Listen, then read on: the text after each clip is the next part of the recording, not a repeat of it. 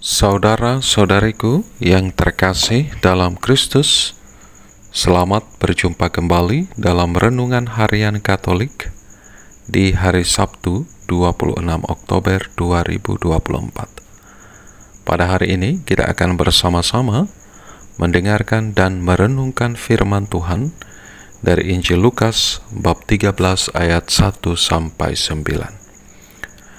Dalam nama Bapa dan Putra dan Roh Kudus. Amin. Tuhan bersamamu dan bersama rohmu. Inilah Injil Tuhan kita Yesus Kristus menurut Lukas. Dimuliakanlah Tuhan. Pada waktu itu, datanglah kepada Yesus beberapa orang membawa kabar tentang orang-orang Galilea yang darahnya dicampur Pilatus dengan darah kurban yang mereka persembahkan. Yesus berkata kepada mereka, "Sangkamu orang-orang Galilea ini lebih besar dosanya daripada dosa semua orang Galilea lain karena mereka mengalami penderitaan itu? Tidak, kataku kepadamu, namun, jikalau kamu tidak bertobat, kamu semua akan binasa dengan cara demikian. Atau sangkamu ke-18 orang yang mati ditimpa menara dekat Siloam lebih besar kesalahannya daripada kesalahan semua orang lain yang tinggal di Yerusalem? Tidak, kataku kepadamu, namun, jikalau kamu tidak bertobat, kamu semua akan binasa dengan cara demikian." Kemudian Yesus mengatakan perumpamaan ini. Seorang mempunyai pohon ara yang tumbuh di kebun anggurnya, dan ia datang untuk mencari buah pada pohon itu, tetapi ia tidak menemukannya.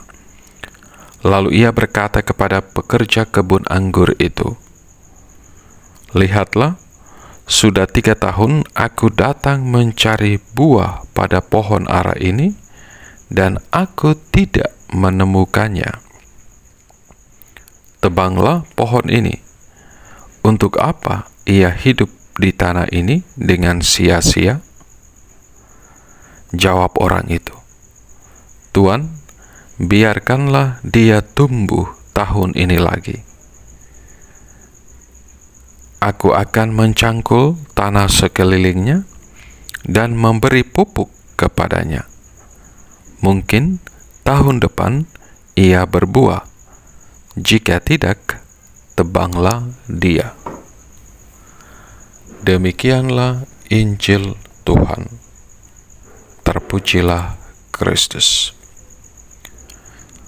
Saudara-saudariku yang terkasih dalam Kristus, orang-orang pada zaman Yesus cenderung menghubungkan penderitaan dengan dosa.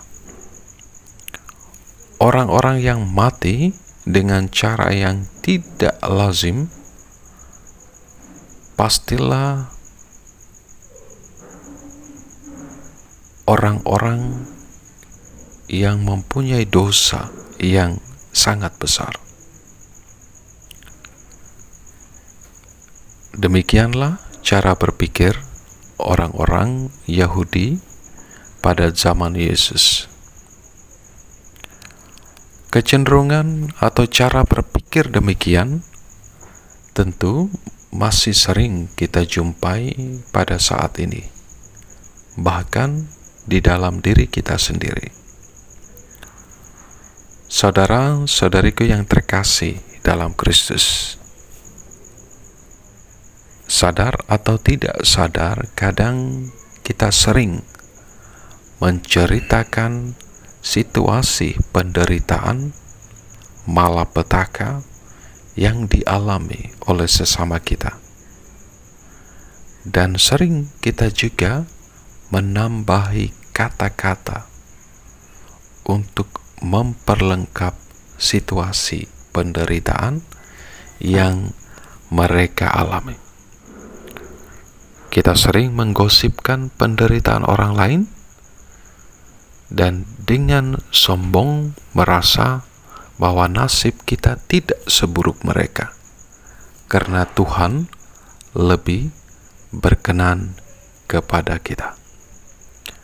Saudara-saudariku yang terkasih dalam Kristus, sikap kesombongan rohani yang demikian hari ini ditegur oleh Yesus. Daripada menceritakan penderitaan orang lain sebagai sebuah gosip untuk menyombongkan diri, lebih baik kita menjadikannya sebagai panggilan untuk bertobat. Saudara-saudariku yang terkasih dalam Kristus, Yesus melalui perikop Injil yang kita dengar bersama hari ini mengingatkan kita sekalian akan kasih dan kemurahan Allah yang dengan sabar menunggu kita sekalian untuk berubah, bertobat. Tuhan tentu selalu memberikan kesempatan bagi setiap kita. Namun tentu saja akan datang kesempatan yang terakhir. Karenanya saudara-saudariku yang terkasih dalam Kristus, mari kita melihat hidup kita secara pribadi, hidup setiap kita secara pribadi. Apakah kita cenderung mudah menghakimi kelemahan dan dosa sesama kita? Apakah kita cenderung marah atau memberikan respon yang negatif ketika orang lain menunjukkan kekurangan kita? Apakah kita pernah menggosipkan kelemahan dan dosa pemimpin kita, teman kita, suami, istri di hadapan orang lain? Saudara-saudariku yang terkasih dalam Kristus,